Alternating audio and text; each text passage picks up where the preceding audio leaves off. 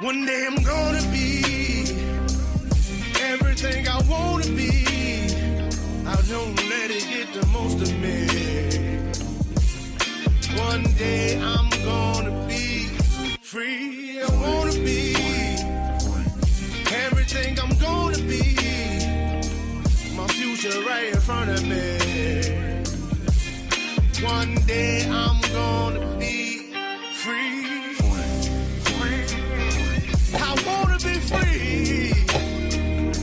To let me be. From the depths of darkness, a voice emerges. A host with a fire burning in his soul. With a heart, steel, and a spirit unbroken. He rides on two wheels, ready to claim his throne. Amidst the chaos and the thunderous roar, insane wheels rise as a force to be reckoned with. Fueled by the power that only metal can bestow, he takes his stand, refusing to submit. Insane wheels hear his battle cry. Metal and mayhem will never die. Rituals report he paves his way. More legend in the making, day by day.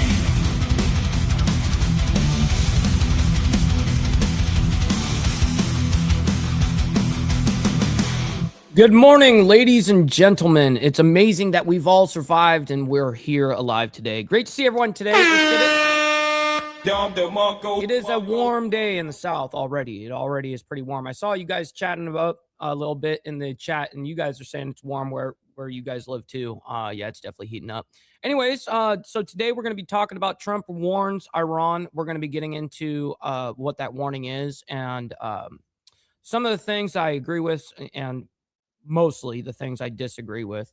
And then there was an unfortunate attack over there in Austin, Texas. It was a big deal, actually. And so I'll get into that here in a minute. And then, of course, there's an Ebola alert. The Congo is going nuts right now. So anyways, let's go ahead and give you guys a chronological breakdown of what we're going to be looking at this morning as a timeline. Israel and Lebanon agreed to extend ceasefire by 45 days. That actually happened on Friday, I think. It was like Friday evening or Friday afternoon. Nonetheless, I thought it was a big deal that this has come out. So just keeping you guys up to date on the ceasefires and stuff like that. Then we, of course, have Trump. There was this whole thing regarding killing an ISIS leader over there. And with the help of Nigerian forces, we actually have AFRICOM. That's actually the very next video after that. Is U.S. AFRICOM video shows strike against ISIS in Nigeria, top leader killed.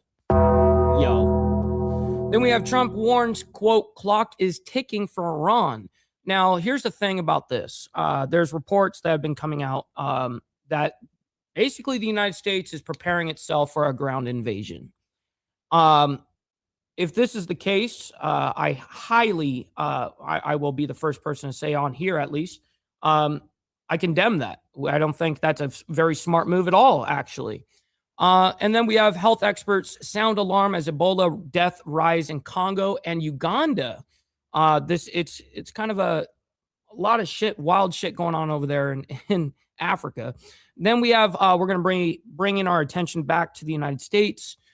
Police searching for suspect after 10 random shootings in Austin. Yo, what are you doing? 10 separate random shootings? Says we are now getting an update as police in Austin are searching for suspects connected to a series of apparently random shootings that happened this weekend. Austin Mayor Kirk Watson and Austin Police Chief Lisa Davis provided an update Sunday afternoon as investigators continued searching for those responsible. They have said that currently 10 shootings are under investigation from late Saturday into Sunday. Early reports indicate that 2 of those shootings targeted Austin Fire Department stations. What? I wonder if anyone got hurt on this, because they're not giving me any information off of the description there. So we're gonna have to find out for ourselves. And then, of course, we're gonna be discussing the Ebola outbreak. Congo's Ebola outbreak declared global health emergency. This is coming out just 1 hour ago. The World Health Organization, WHO, by the way, declared the Ebola disease outbreak caused by a rare virus in Congo and neighboring Uganda a public health emergency of international concern on Sunday after more than 300 suspected cases and 88 deaths. God damn, dude. We just can't get a break. Anyways, listen, ladies and gentlemen, let's go ahead and do our quick call to actions, and then we'll get into the madness this morning. Make sure you guys hit that like button. Definitely goes a long way, and it's also free to do so. Double tap that screen if you guys are on the vertical side, and hit that subscribe button. This is what we do Monday through Friday, and then, of course, members only on Saturday morning, man. Now, speaking of members, please consider becoming a member, starting only at $3.99 a month. We're making sure we're not breaking the bank out there with anybody. But check it out. This is what allows us to be on these, airwaves, as well as have these lights on. So thank you guys for becoming members and staying members. Well, side note, follow my Instagram right here at BallValveTV, where I'll post everything behind the scenes of not only my life, but as well as the show, Millennial Food Time Breaking News, as well as the campaign trail, man. Listen, the voting day is tomorrow here in Alabama. So it's going to be a big day for us tomorrow. And listen, if anyone's listening from this show that happens to live in Northern Alabama, in District 4 specifically, well, vote J.R. Bowling for State Senate, District 4, man.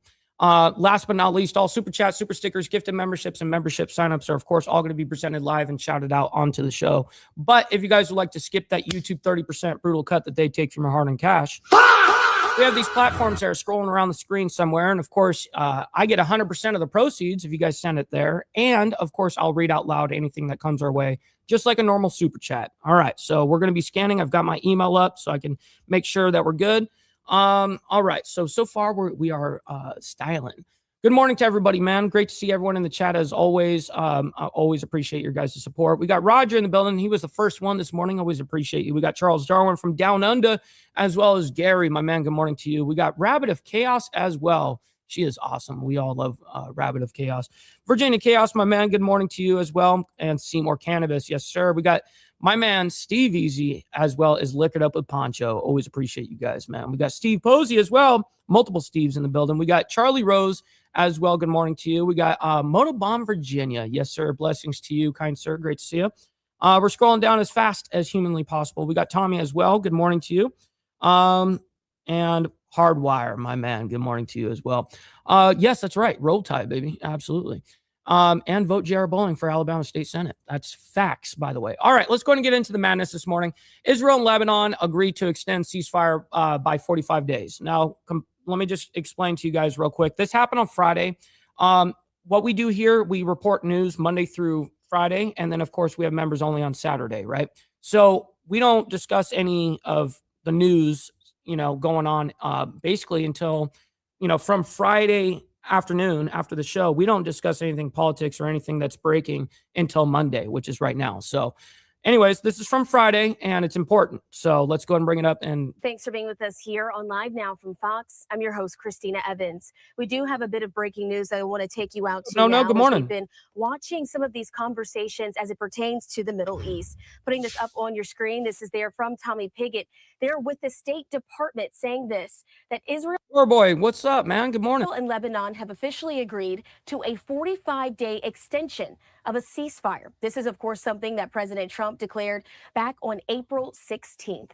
And so ultimately saying there on May 14th and 15th, the United States hosted 2 days of highly productive talks between Israel and Lebanon. The April 16th cessation of hostilities will be extended by 45 days to enable further progress. The State Department will reconvene the political track of negotiations on June 2nd and June 3rd. In addition, a security track will be launched at the Pentagon on May 20th. What's up, 5150? Good morning as well. With military delegations from both countries. We hope that these discussions will advance a lasting peace between these two countries, full recognition of each other's sovereignty and territory. Oh, wow. Virginia says, Mike, have you seen the stupid shit Virginia passed about assault rifle ban? No, I didn't.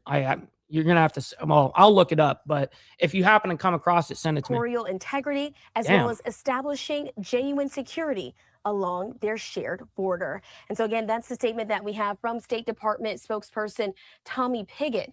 And once again, we do know that this has been something we've been following for the very latest, as President Trump announced this initially back on April 16th. But again, this week's talks were the sides' third time meeting since Israel intensified air attacks on Lebanon after Hezbollah fired missiles, I should say, at She combined missiles and Israel. That's great. Misrael. Israel on March 2nd, 3 days into the U.S.-Israeli war on Iran. Israel had widened its ground invasion into Lebanon's south last month. I do want to show you this live vantage point that we have overlooking the city of Beirut there in Lebanon at this hour. And so also this conflict has been fought parallel to the U.S.-Iran conflict. Israel's war in Lebanon has rumbled on since President Trump declared a ceasefire on April 16th, though hostilities have largely been contained. I'm just glad that they extended the the ceasefire there, right? So hopefully it gives them a little enough time to be able to figure out what's going on here. Maybe not.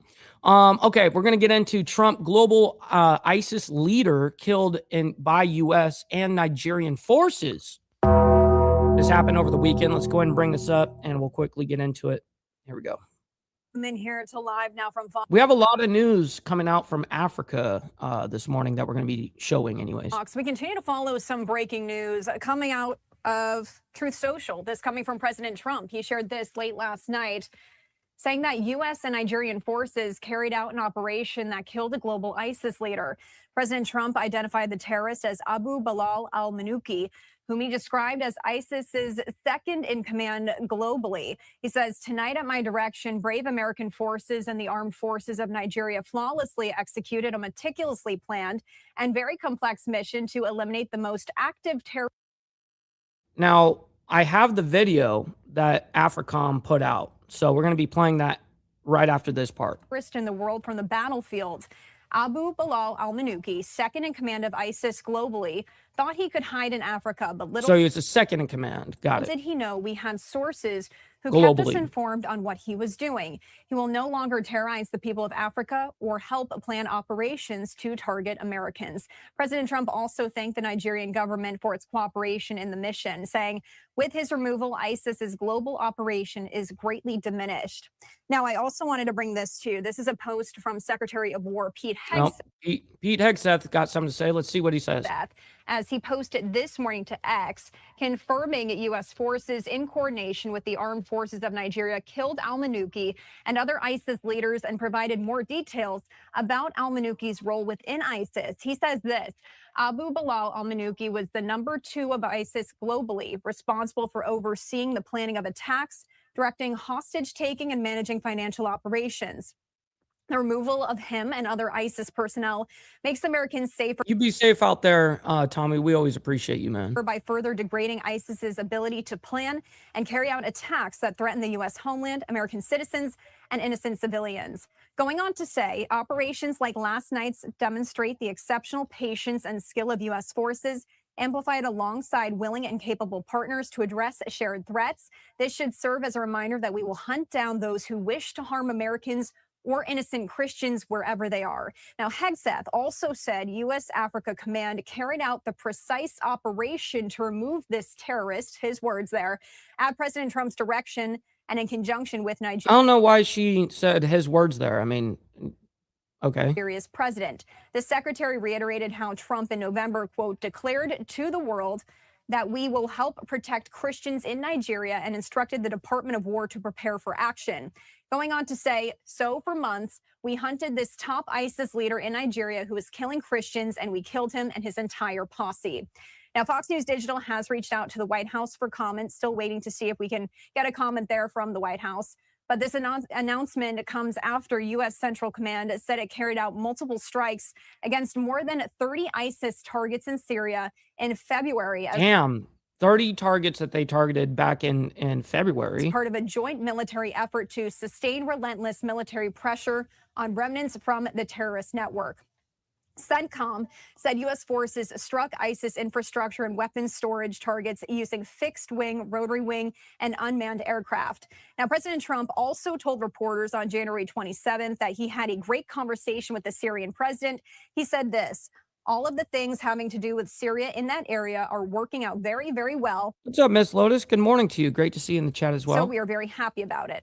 CENTCOM announced in February that more than 50 ISIS terrorists... They said unmanned plane, so I would assume that would be some type of drone, but I don't know why they would call it unmanned plane when it's not necessarily a plane, it's a drone, but anyway, whatever. Or captured, and more than 100 ISIS infrastructure targets struck during 2 months of targeted operations in Syria. The U.S. launched Operation Hawkeye Strike in response to an ISIS ambush that killed 2 U.S. service members and an American interpreter December 13th of 2025 in Syria.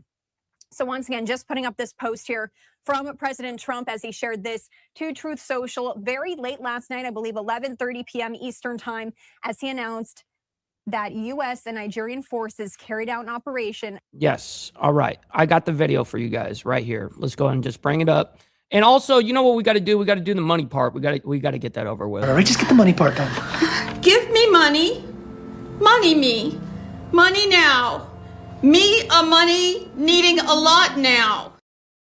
That's actual factuals, by the way. Denied. But I still love you guys. All right, let me go ahead and bring this up. And we got the AFRICOM video right here. Welcome back and Alive Now. I'm Austin Westfall. Take a look. U.S. Africa Command sending this out. And President Trump also confirming that the second in command of ISIS globally has been killed in an operation conducted by U.S. and Nigerian forces in the northeast of Nigeria. President Trump, and by the way, they sent this video out showing some of the military operations as they happened. President Trump announcing the death of Abu Bilal al-Mamnuki in a Truth Social post. I wonder why they have so many things blurred out in this. You know, like you see all these triangles or rectangles and squares and stuff like that. Late last night, and the president of Nigeria is describing it as a, quote, significant example of effective collaboration in the fight against terrorism. Let's bring in retired Marine Intelligence Officer, National Security Analyst. Whoa, look at that shit. Woo. Hold on. Terrorism. Let's bring in retired Marine Intelligence Officer, National Security Analyst, and the host of the Strap Podcast, Hal Kemper. He's here with me. Hal, help us understand, what's the significance of the U.S. and Nigeria working together to take out terrorists? Well, it's very significant. As you recall, there was a lot of back and forth. President Trump initially was... Yeah, real quick, so I'll pause it right there. VC, he sends, you know, this dude's Spanberger signs bill to prohibit assault weapons. NRA and Virginia organizations sue. Oh, man. Yeah, this is a read. I'm going to definitely get into that. I'm going to read into that when I get off the show for damn sure. But I got it saved. Threatening to do military action against terrorists in northern Nigeria unilaterally, not working with the Nigerian government. At least that was the interpretation that was on the international scene. He never quite put it quite that bluntly, but it was very clear that he was pushing for a new relationship with working with the Nigerians on security matters. And I think that's happening. You're seeing it right now. You see this, you know, this. What's up, Frank, my man? Good morning to you. Bilateral. It's a combined operation with Nigeria. It's a combined operation of air and ground forces from what's been reported. It's up in the Lake Chad Basin area. And of course, they killed al-Mamnuki, who is the ostensibly, well, he's kind of the top figure for what's called ISIS of West Africa, which of all the regional... Yeah, I promise you, we all see you. You know, you don't need to spam it in order for you to be seen. ISIS organizations worldwide, to include the one in Syria and Iraq, to include the one in South Asia, the Al-Khorasan, ISIS-K, as it's sometimes called. Of all those, that's the largest one. It's been very active. It's been a real pain for all the West African countries. And so they took out the leader there, which is a very significant thing. He's also number 2 in ISIS worldwide.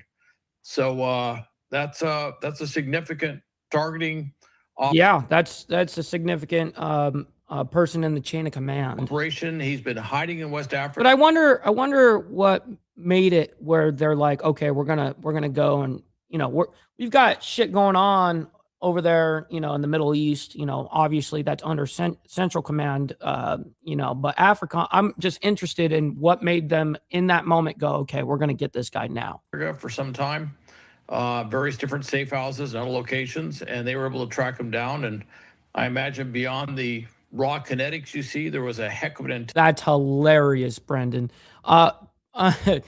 Beans are also known as pain pills there, Brendan. intelligence operation going on, trying to find his location. So where is ISIS most active lately? My understanding is that it's a decentralized group at this point. So would Nigeria... Yeah, man, those things are fucking amazing. I'm telling you, listen, we always got the best over here. Nigeria be one of the places where it's most active? Yeah, well, Nigeria, and I would say the Sahel region of Africa. Here comes the video again. Really where it's most active. So you see Nigeria there, the northern part of Nigeria, that quadrant up there around the Lake Chad Basin. That's where you find a lot of Islamic extremist group, Boko Haram up there. There's another group that's up there. And of course, ISIS operates in that area. And if you look at the countries up there, not just Nigeria, but particularly in the Sahel region proper, Niger, Mali, Burkina Faso, that's where you've been seeing a lot of operations. And of course, a lot of stuff they do kind of tends to drift into some of these other countries a little bit further south. But that's where you're seeing ISIS operating. It's where you're seeing other Islamic extremists, like-minded extremists, if you will. Africa is a very interesting continent. Okay. The different, countries within Africa and the way that they work is very interesting.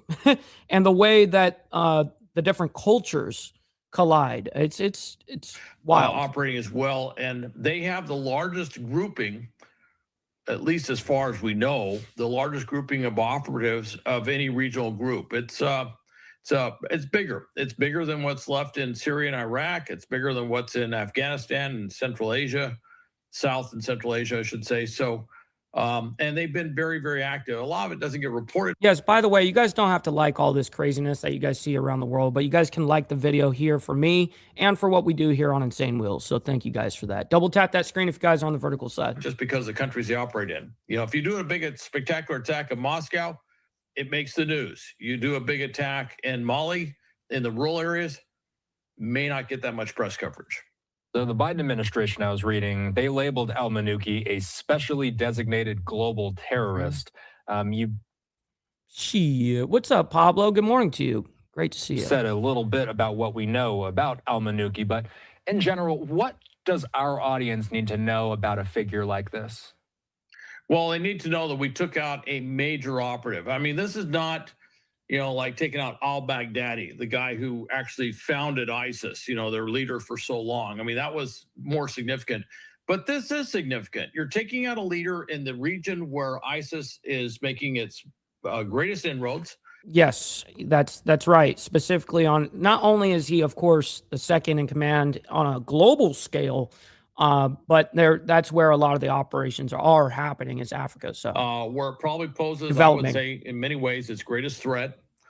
It's a organization that is causing great consternation to a number of key U.S. allies in West Africa and also European allies in West Africa. Strikes are about to happen again. Has been part of what's destabilized multiple governments in the Sahel region of Africa. Look at this shit. So that's a big deal that they were able to target him, not just taking out him, but took out a number of his lieutenants. So a number of those around him who might have been able to step into his role are no longer around and they're either. Still going. So I think that's a significant win. It's not going to make ISIS in West Africa disappear, but it's a significant win. What's up, Charles, over there on the Facebook side of things? Great to see you this morning. Successful battle. And I think another part of that is just the fact that we were able to do this working closely with the Nigerians in a combined operation. That's a big win politically. So Let's talk about, since this is the second in command, what do we know about the first in command in ISIS? And do we know what part of the world that person is in? Well, that's Izz al-Haddad. And Haddad, Dude, what's up, Ron Ratty? Over there from down under, over there in Australia. Always appreciate you. Good morning. Or, yeah, it is good morning to you. is he's a successor, obviously, going, if you go across from, when al-Baghdadi was taken out by us. He currently is somewhere in the Syria-Iraq area. It's not quite clear. He spends a lot of time hiding for very good reasons, as you can imagine. Yeah, wanted. And he is overall. But the thing I would point out is that it's very regional. So it's not like he has the command and control. He certainly, if you look at Al-Qaeda, he doesn't have the persuasive command and control that bin Laden had, for example, at least initially. And of course, ISIS was part of that loss of control, which was... That's awesome. Yeah, believe it or not, Charles, we have quite a few Australians that watch this show. It's awesome. That Al-Qaeda operation basically morphed into ISIS. So that was that loss of control. But you have these regional entities which do a lot of things. As near as I can tell, they do a lot of things autonomously. They don't have to go back and get central approval.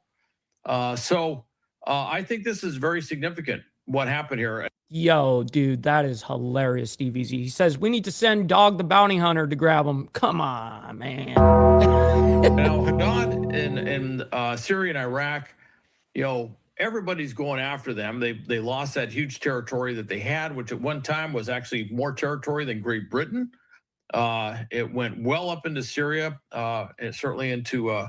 And we already do know about that. So we're going to go ahead and move on. Trump warns, quote, clock is ticking for Iran. Now, here's the thing. There's discussions right now and plans for a ground invasion. The United States doing a ground invasion in Iran. Obviously, everyone here knows my stance on that. I condemn that. I don't think that's a smart idea at all.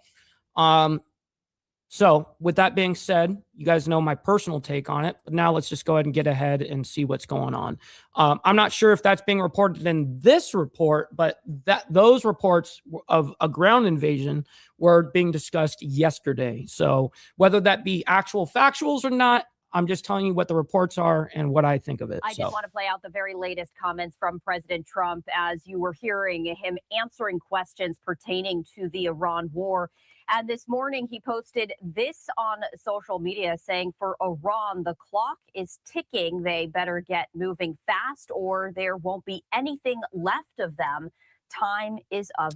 And I did see this post. He posted this, I think, on X, and he posted it on some like True Social or something like that. The Essence, signed President Donald J. Trump.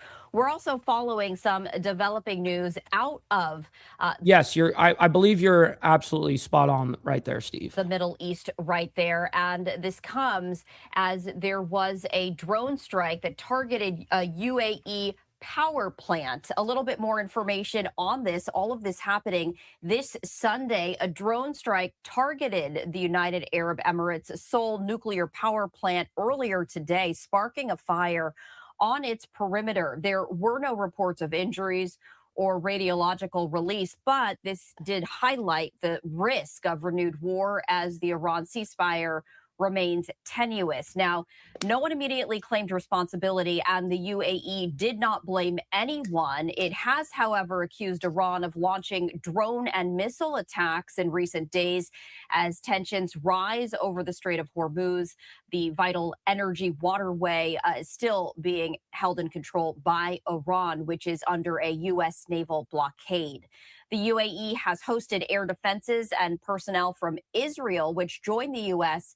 in the February 28th attack that started the war.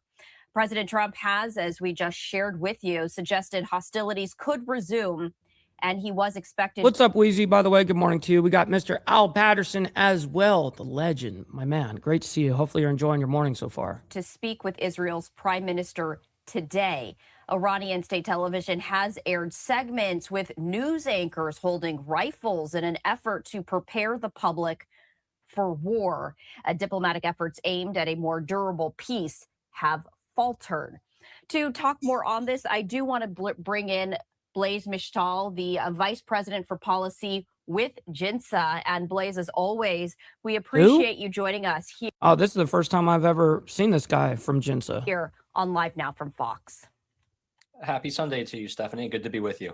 So the very latest, President Trump now vowing action against... Yo, Joseph up there on the Facebook side of things from Canada, our favorite snow Mexican. Great to see you in the chat, by the way. Hopefully you're enjoying your morning. Iran, if they do not move quickly, he says time is of the essence. As we take a look at where this all stands with still a tenuous ceasefire in place, how likely is it that the United States could move forward with military action? What are you talking about? The real conversation isn't about if we're going to go forward with military action, because that's obvious. We're in halftime right now. Okay. What the actual conversation is there going to be a ground invasion? The simple answer is we don't know. Oh my God, this guy. I think that is what President Trump wants the answer to be. You got Brother So Loud as well. Shout out to North Carolina. Great to see you in the Certainly in Tehran. I think keeping everyone guessing and uncertain as to what his next step is going to be is part of his strategy. But it certainly seems like for now, President Trump has decided that there is no deal to be had with Iran. He called what Iran is proposing totally unacceptable. Let me go ahead and speed him up a little bit. He does speak a little slow. Last week, but he also doesn't seem to want to go back to war, at least not right now. And I think in part what he's really hoping... Brother Straight Jacket, and he's changed his name back to Straight Jacket. That's a W. Great to see you in the chat, bro. Good morning, good morning. Is that over time, this blockade that is strangling Iran's ability to export oil is going to weaken the regime financially and force it to either accept a deal that he likes or perhaps over time even collapse entirely. And so I think he's trying to put more time on the clock and have this blockade do the hard work for him. I did want to ask you, President Trump was in China last week, and one of the major issues on the agenda between President Trump and Chinese President Xi Jinping was the Iran war, particularly the Strait of Hormuz, given that China does receive Iranian oil. China agreed that the Strait of Hormuz should be opened, but didn't, clarify beyond that. Where does China factor into the relationship and the negotiation process between the United States and Iran, if at all? Yeah, well, I think there's two things that President Trump could have asked of China. One is, and perhaps the most important, is to do no harm. We know that. Okay, well, here's the thing when it comes to China. China don't really give a fuck about nothing. And the one thing that they're willing to go to war over, the one thing, is Taiwan. And that was made clear on that last meeting, right? Yes, Xi did agree that the strait should be opened and it should be open to the world. But they didn't really get much more than that. How do we get to that point? That really wasn't super discussed. China has been involved in resupplying and rearming Iran after previous conflicts. It supplies it with chemicals that are used to make the fuel for its ballistic missiles. It has talked about providing it with more advanced air defense systems and has supplied it with the shoulder-fired anti-air missiles that was used to down an F-15 during the war. Yes, I did see that, Steve Easy. I heard that there was a bin at the bottom of the actual whatever they call it. Anyways, as they were going into the plane, they collected everything. They had a bucket and they're like, yeah, you have to put everything in here. Oh, what? So China has been part of the problem with Iran. And I think part of President Trump's message was, first of all, stop it, do no harm. At the gangway, I was looking for gangway. And we don't know what the outcome of that was, but hopefully that was positive. The other part of the message was, can you help? Can you put more pressure on Iran diplomatically to make a deal? Can you put more pressure on them to reopen the strait? Can you help in reopening the strait? And it seems like President Trump got at least rhetorical support from Beijing there, saying that the strait should, in fact, be an open waterway that everyone uses freely, but didn't get much more. Yes, because it is an international waterway. As much as Iran likes to claim that it's theirs, and we got stupid Americans over here going, oh, it's Iran's. No, it's not anybody's. It's an international waterway. More assistance. But I think that was enough to They just actually happen to be rattle the right Iranians there. who do rely on Chinese help, because we saw just a couple of days ago, the Iranians actually seized a Chinese ship that helps escort Chinese oil out of the region. So that was clearly a signal from Tehran that they didn't like what happened in that meeting between Xi and Trump. They thought the Chinese were backing off of their support, and they were trying to send a message there, which I think is a good thing. We want the Iranians to feel like they are losing support, like they are losing the few friends that they have, that they are more isolated, and that they are running out of options. And you were talking about assistance. Countries so far, allies and non-allies perhaps, reluctant to actively get involved, stating that this is between the United States and Iran. We were hearing rhetoric from China's president in regards to this. Do you see that changing in any way, shape, or form as the weeks move on? Or do you think ultimately it will solely be between the United States and Iran to figure this out? Well, let's be clear. It hasn't been and won't be just between the... Yes. Well, David, 20 miles from the shore, you have inland waters and then you have international waters. Yeah, that's how that works. And then a strait is 100% an international waterway. Correct. United States and Iran. The U.S. has an incredible partner in this fight in the form of Israel, but it has also had assistance that we are just learning about now from some of its partners in the Gulf. We've just heard in recent weeks, or in recent days, that the UAE, the Saudis, even the Qataris apparently conducted attacks against Iran during the course of the war and were involved in part of that offensive operation. And so the United States is not doing this alone. I think it's important to point that out. What we are seeing is maybe a shift in what partners are most important to the United States, most willing to be helpful. And we're seeing that our old partnerships in Europe are no longer necessarily relevant to the challenges that we face in the 21st century, and that new partnerships, like what we have with Israel, are arising and taking their place.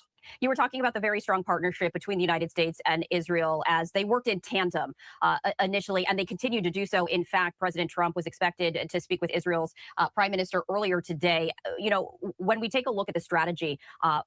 When was this posted? This was posted 20 hours ago. Okay, so let's go ahead and see if there is any big, like, whether there be like a post from a governmental official or a new image. Let me see, because this guy he gave a good amount of information, but we don't need to linger on. Let me see if there's, there is something here. Oh, we already saw this. We already saw Trump make that post. All right, let's go ahead and get into this very odd situation that's going on with Ebola. All right, health experts sound alarm as Ebola deaths rise in Congo and Uganda. So let me go ahead and read this. It says, we are learning more this weekend about what experts are describing as an Ebola outbreak in Central Africa. The World Health Organization, WHO, by the way, declared the outbreak an international public health emergency on Sunday. This came after dozens of suspected deaths were reported in the Democratic Republic of Congo and neighboring Uganda. Now, they don't give us much more information than that. They do tell us that there was, dozens of people that have died from this, and I forget the exact numbers of who's actually been affected. But let's go ahead and bring this up. We'll quickly get into it, and you know what we got to do? We haven't embraced our fuck ups yet. We definitely all need to embrace our fuck ups. Let's just do that. Don't beat yourself up over past mistakes. You are going to fuck up again in the future, quite possibly in a most spectacular fashion. Why worry about yesterday's fuck ups when you have tomorrow's fuck ups to look forward to? You are a fuck up. And fucking up is part of your growth process. Embrace the process. Yes, Donnell, by the way, says 88. And that is the number I originally did see on a different report. I just didn't want to announce it like as if it was fact. But yes, that is the number I saw. Anyways. Let's continue on, though, here on Live Now from Fox, detailing some of the top stories. As right now here on this Sunday, we're watching another potential major health drawing global attention, that being Ebola, as the World Health Organization declaring the Ebola disease outbreak a global health emergency caused by a very rare and contagious virus. This from the WHO earlier today, saying in the Congo and neighboring Uganda, a public health emergency on an international concern. saying more than 300 suspected cases, 88 deaths. The WHO on social media says that a laboratory confirmed case was also. So it says May 16th, 2026, as of May 15th, a total of 246 suspected cases and 80 deaths, 4 among confirmed cases, have been reported. Reported in Congo's capital, Kinshasa, which is about 1,000 kilometers from the outbreak's epicenter in the eastern province, suggesting a wider spread. And there's concerns about this exact strain. Dominic, Let's take you out to some African health officials on what they are seeing. Takumi, good morning. With this outbreak. So many strains. What is known mostly is what we call the Zaire strain. That is now immediately, you know, when we speak about anything about Uganda, it just reminds me of the "Why are you gay" guy. You know, why are you gay? Why are you gay? You are gay. All right, back to this. Killing so many people, and the case fatality rate is more than 70-80% if there is no support. Fortunately, we have medicines and vaccines for the Zaire strain. But the second one, the Sudan strain and the Budibung we are talking about, we don't have vaccine, we don't have medicine. Ebola. And that is obviously one of the main concerns, the lack of vaccine, the lack of treatment, but also the high potential mortality rate with this strain of Ebola. Let's bring to the conversation right now infectious disease specialist with Johns Hopkins University, Dr. Amesh Adalja. And this is interesting. We're finding a lot of people that are being thrown onto the program that I haven't seen before, which is great, actually. But this guy's a supposed expert from infectious disease expert. So thank you so much for joining us here on Live Now. Let's see what he's got to say. WHO saying this is a global health emergency. How worrying is it? Oh, yes, I did see that, by the way. The 2 fighter jets that did collide. And it was Idaho, wasn't it? And yes, it was an air show. Yeah, I did see that. That happened yesterday. Terrible. Worrying for the region, because what we know is that this outbreak has probably been going on for some time, because there's 246 cases already. So there's probably been weeks that these cases have went undiagnosed. Yeah, let me pull up the video of those colliding jets. I'll bring it up for you guys. We have spread to Uganda as well, the neighboring country, and it's in an area of the DRC that is very remote, very hard to get resources to. And you have to remember that's a country that is torn by strife and civil war. That makes it very logistically challenging. And to top it off, it's an Ebola strain for which we don't have vaccines, for which we don't have monoclonal antibodies. So it is going to be very challenging for that region. It doesn't pose a threat to the world, but this is something that needs to be contained and have resources brought to bear as soon as possible. Can you give us some understanding of what? Okay, real quick, because you guys brought it up, and it's a quick small little clip. Let me just go ahead and bring it up for you guys because we were talking about it right there. Give me 2 seconds here. There it is. It's yesterday.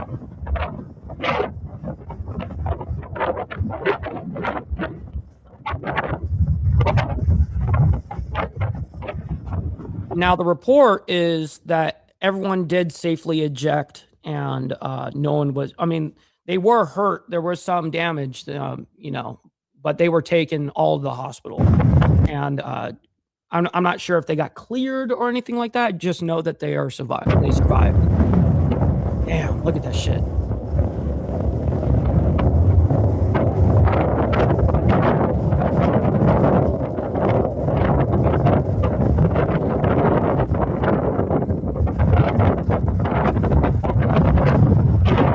Brutal.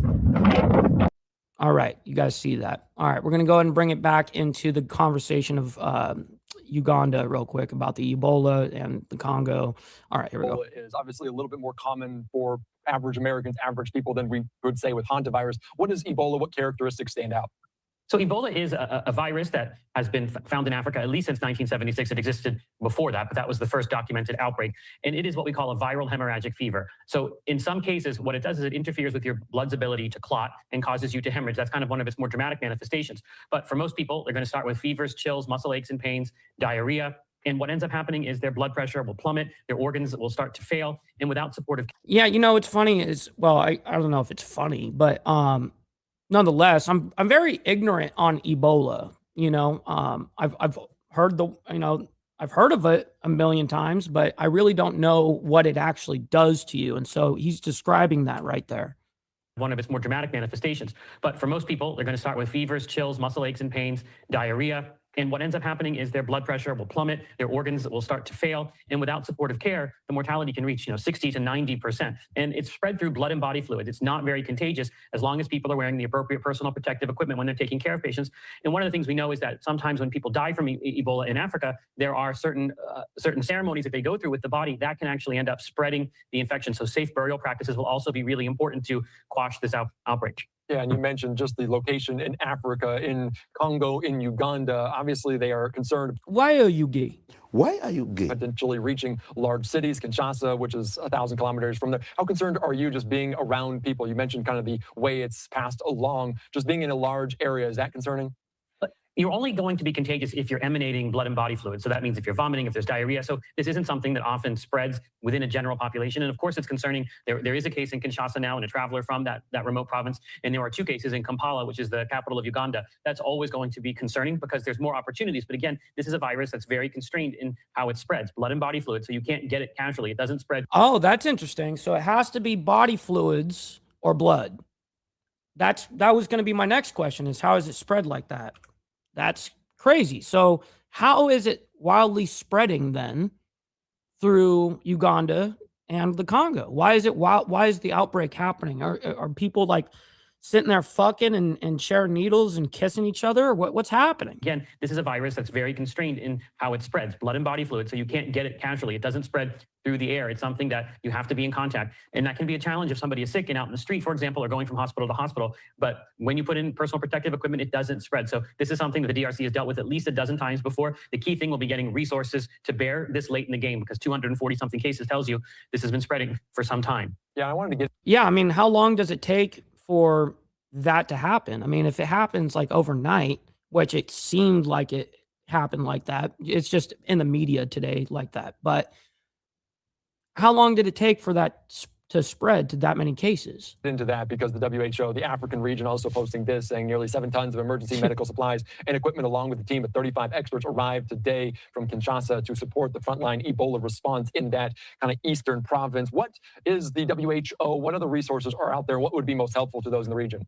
Right now, it's probably going to be personnel and supportive care. So that might mean IV fluids, the ability to replace electrolytes, diagnostic tests, and then importantly, personal protective equipment for the caregiver. So gowns, gloves, masks, setting up a way to take care of these patients safely so it doesn't spread. And then bringing in teams to help with safe burial practices for those who have died from the disease. That's kind of what it will be. That's how they've stopped Ebola outbreaks in the past.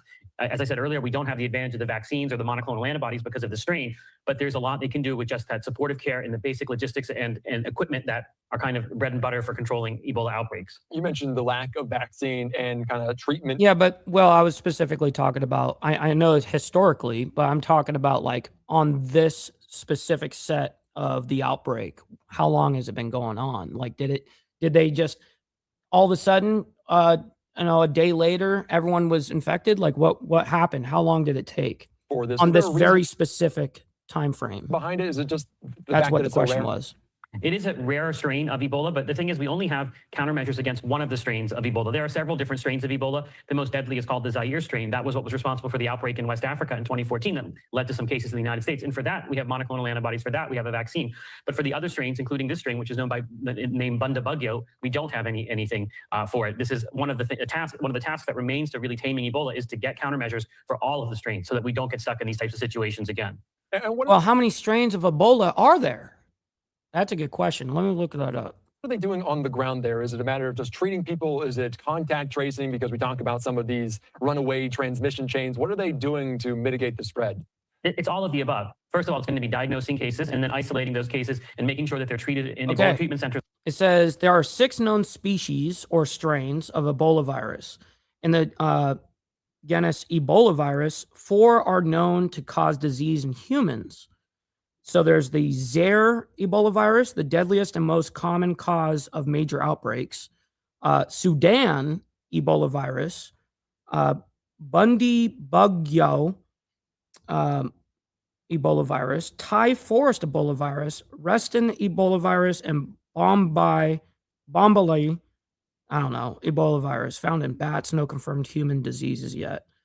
Wow, what the fuck? The term Ebola usually refers to Zaire Ebola virus, which is the one that is the most deadly, which caused the large West African outbreak from 2014 to 2016. Where it can be done safely. It's going to be looking at contacts and What's up, monitoring GEG? contacts Good for the morning. development of disease so that they can be rapidly isolated and linked to care. And then it's going to be educating healthcare workers on how to take care of these patients and safe burial practices, because we know that funerals can amplify spread. So that's also a key part of what happens on the ground.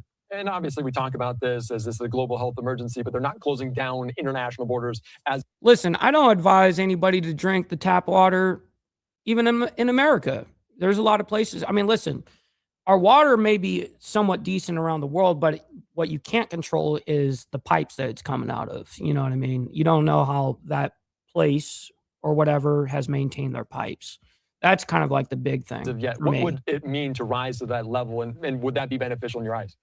In general, no. Closing international borders is usually something that ends up isolating the area even more, making it harder to get resources in and concentrating it in a way that usually magnifies the infection. So I don't want to see international borders closed.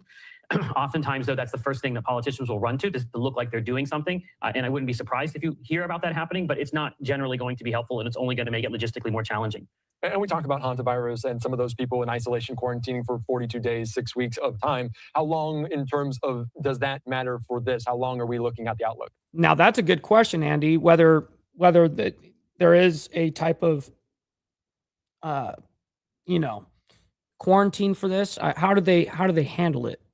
Well, so right now, they don't have any kind of control of this outbreak. So we don't know where these chains of zero control transmission are going. So I suspect this is probably going to be a months-long process before they can extinguish all the chains, because months long, damn. This has been going probably for weeks before it was something that the WHO was notified about. And obviously, you mentioned the fact that we've seen this before. We are aware of this virus. How beneficial might that be to health officials and what they do in treatment, but also tracking down some of the people that are and have this virus?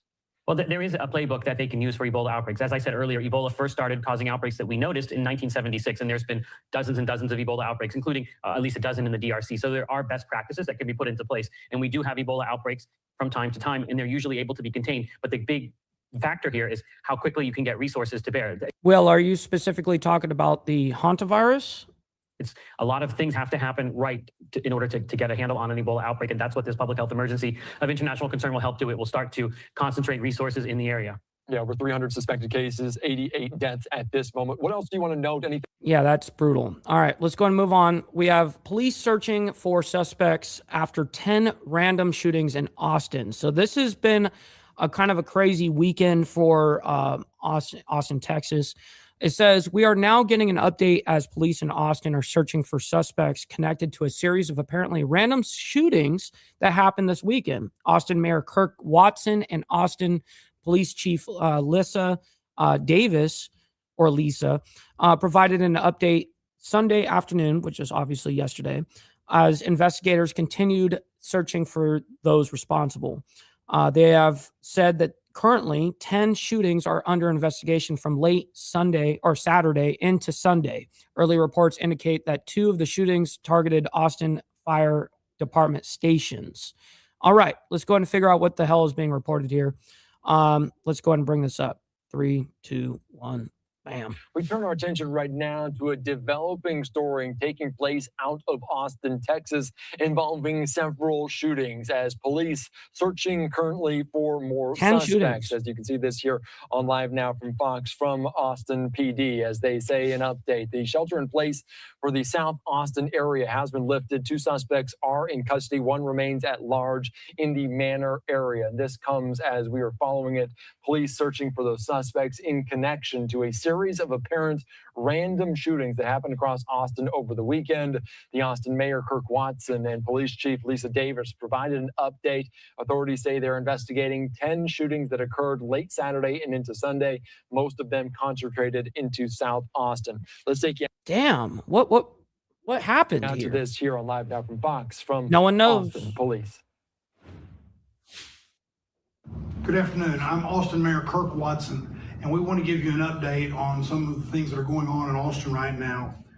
We are reporting multiple shootings throughout the area. 2 of those have been at our fire station, or at 2 Austin Fire Department stations.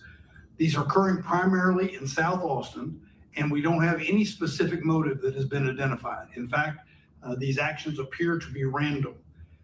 This is an active... Random? No motive, just random shooting into people and fire departments and shit. What? Ongoing investigation. There's a motive. So what we're asking is that all of our people, all of our residents, please remain vigilant. In fact, it appears that as part of this, people are changing vehicles. So again, it's very important for people to remain vigilant. We ask if you see anything, and the chief is going to give you an update on some specifics in just a second. But if you see anything, we're asking that you please call 911. An alarm or a warning has gone out. Many of you may have received that. Please pay heed to that. Now I want to call on the Austin Police Department Chief, Lisa Davis, to give you some more details. Chief. All right. Thank you, Mayor. We're currently investigating 10 shootings that occurred late yesterday and into today. At this time, most of the shootings have occurred in South Austin. Yeah, exactly. Exactly, Cameron. Again, no specific motive, and they appear to be random in nature. This investigation is ongoing, and APD asks that you remain vigilant. And if you see something suspicious, please call 911. Do not approach a vehicle. At this point, we know the suspect's vehicles used in this incident have included a black or dark blue Hyundai, a gold Hyundai sedan, a silver Mazda 4-door, and a white Kia Optima, which Damn. APD is currently looking for. They had that many fucking cars in and out? What? Suspect description is 2 male Hispanics, both in their late wow. teens, one with medium wavy hair and the other with longer hair. At this time, we can confirm that 4 individuals have been shot. 1 has sustained serious injury, and the other 3 minor injuries. In addition, I want to remind people. Ghost Eagle did a video about me. Well, I know that I saw one, I don't know, a week ago. I think it was about a week ago. Ghost Eagle did. I really appreciate Not that. leave their cars unlocked. What we are seeing are these cars are being stolen. Do not leave your keys in the vehicle or your key fobs in the vehicle. Again, please remain vigilant. If you see something suspicious, call 911 immediately. Stay safe. All right, they are following this, searching for several suspects in connection to upwards of 10 shootings across South Austin. They are saying they are random in nature. They detail. Yeah, that means they don't know what's happening. That's that. Once they find out, of course there's going to be a motive. Of course, there's got to be a reason why the motherfucker's shooting up fire departments, and I don't know if he shot at people. I have no idea. No one knows. The world may never know. We will find out. Anyways, let's go and get into this next story here. This came out early this morning. I think it's important that we bring this up. Congo's Ebola outbreak declared global health emergency. And it says the World Health Organization declared the Ebola disease outbreak caused by a rare virus in Congo and neighboring Uganda a public health emergency of international concern on Sunday after more than 300 suspected cases and 88 deaths. That's where I saw the number. Okay, boom, good. All right, it's confirmed on that. Those are the numbers as of this morning. All right, here we go. Keeping up with the top health stories of the week, and this brings us to some reporting courtesy of the Associated Press. The World Health Organization declared just yesterday on Sunday the Ebola disease outbreak in the Congo and Uganda is now a public health emergency of international concern. Africa's top public health body first confirmed a new Ebola outbreak in Congo's Ituri province on Friday. By Saturday, it had reported. The World Health Organization was notified about it on Friday, they said? In Congo's Ituri province on Friday. By Saturday, it had reported 336 suspected cases and 88 deaths. All the cases are in Congo except for 2 recorded in neighboring Uganda.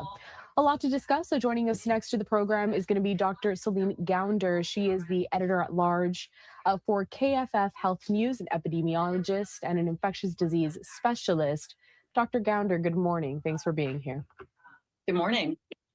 All right. So if our viewers don't remember, you have joined us for the past couple of weeks to talk specifically about hantavirus. Now, when you joined us, your overall sense of that outbreak was no cause for concern for the general public. Things are handled well and everyone should stay safe. Ebola, though, is a completely different story. Can you talk to us a little bit about that?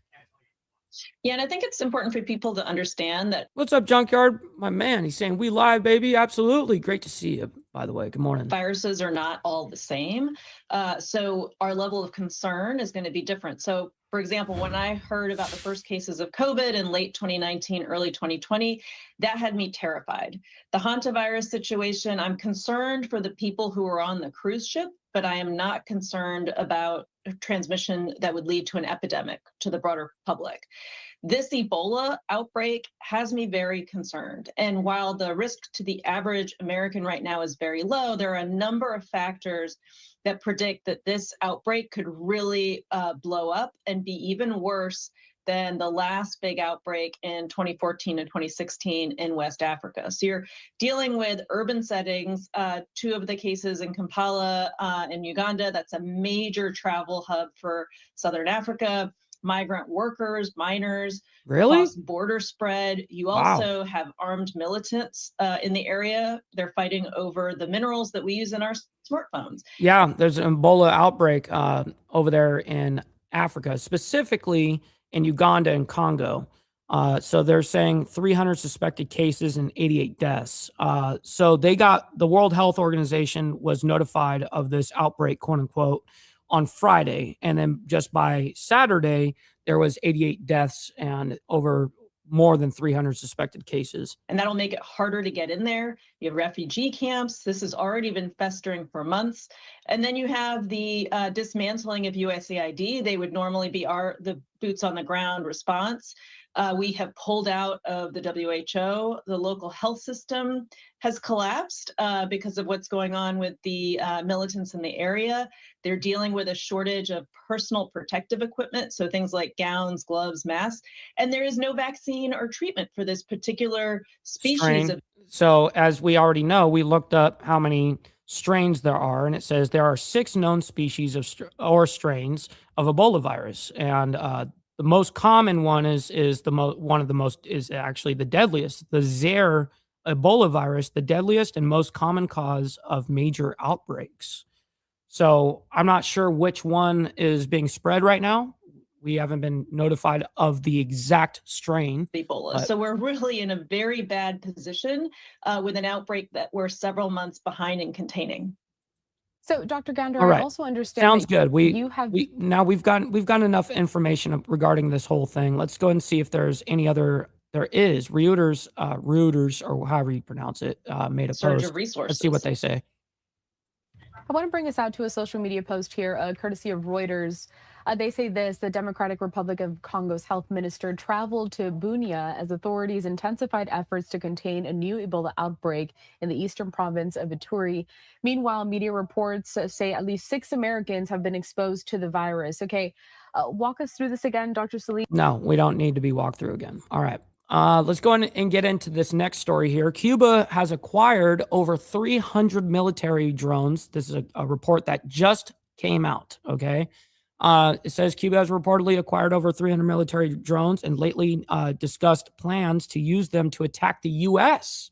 That would be a very, very, very dumb decision. Your 300 drones don't have a fucking chance on a military front. Like, you may hurt some people and some operations in the United States if you were to use them. But the truth is, you're on a little island and we have a military bigger than your people. So I don't know what to say, man. Be dumb. It would be pretty dumb. Anyways, whoops. I thought I already had this pulled up for you guys. I did not. Let's go ahead and bring this up. That we are following here, and this involves Cuba. Take a look right here at your screen as in the wake. Yes, it's facts, by the way. We are officially in overtime. You know what they say about OT? No tax on tips and no tax on overtime. Absolutely. Send in your money. Absolutely. Feels good. Thank you, guys. Of the CIA Hit the director's like button, visit everybody. to Cuba, Axios now reporting that Cuba has acquired more than 300 military drones and recently began discussing plans to use them to attack the U.S. base at Guantanamo Bay and possibly even Key West, Florida. The reporting comes, Axios says, from classified intelligence that was shared with its publication, and that it would show a degree to which the Trump administration views Cuba as a threat. Now, we're also getting other reaction coming in here. This is via Reuters, as we heard from the Cuban foreign minister, who is now accusing the U.S. of fabricating a, quote, fraudulent case to justify economic sanctions and potential military intervention. The minister's comments followed that report we mentioned by Axios, citing classified intelligence, which said Cuba had acquired more than 300 military drones.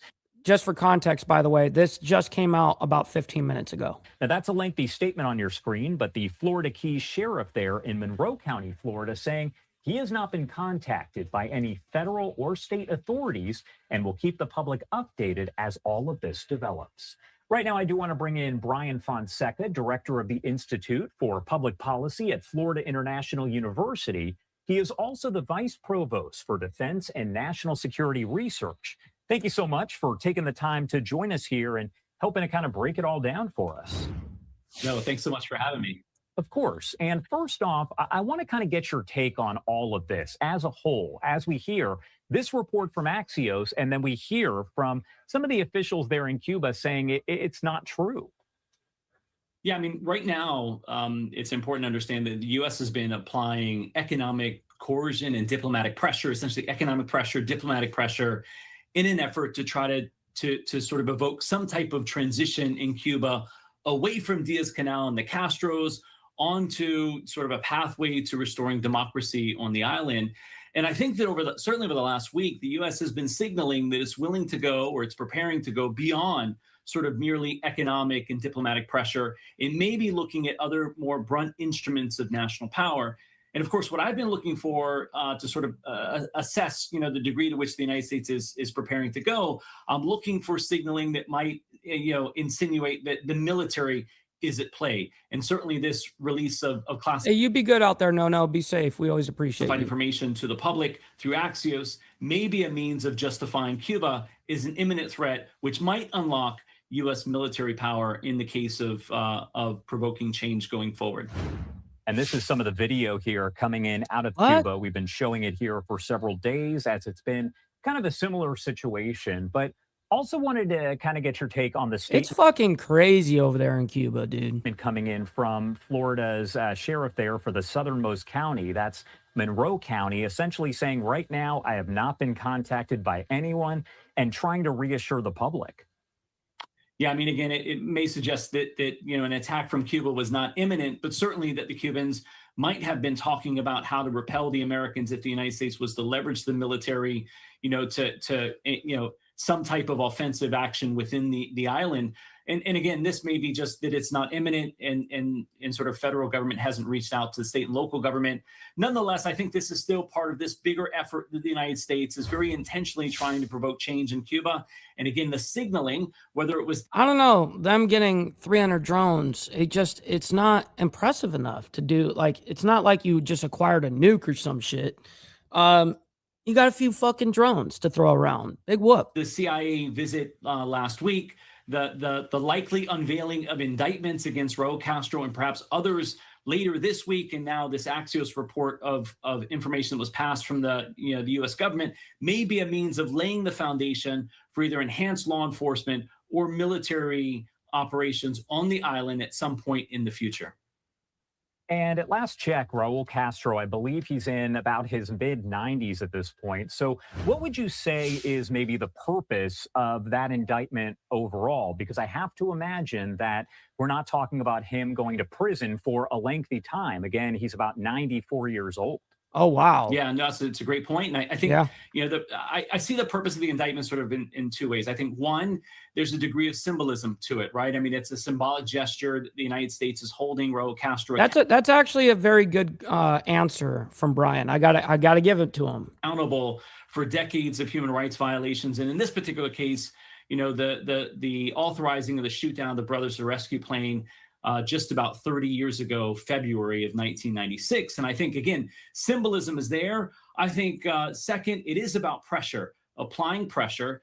And again, this may be laying the foundation for enhanced law enforcement activities to happen on the island. Again, in pursuit of an indicted criminal in American courts. The U.S. used a very similar case when they went after Nicolas Maduro in Venezuela, where Secretary Rubio argued that it was a law enforcement-led activity that was supported by the military, but it was in pursuit of an indicted criminal wanted and needing to stand trial in American justice. And so I think this could be both symbolic and the laying of foundation for other instruments of American national power. I want to go kind of in reverse a little bit. Can you talk about how the relationship between the U.S. and Cuba has kind of changed over the years and decades?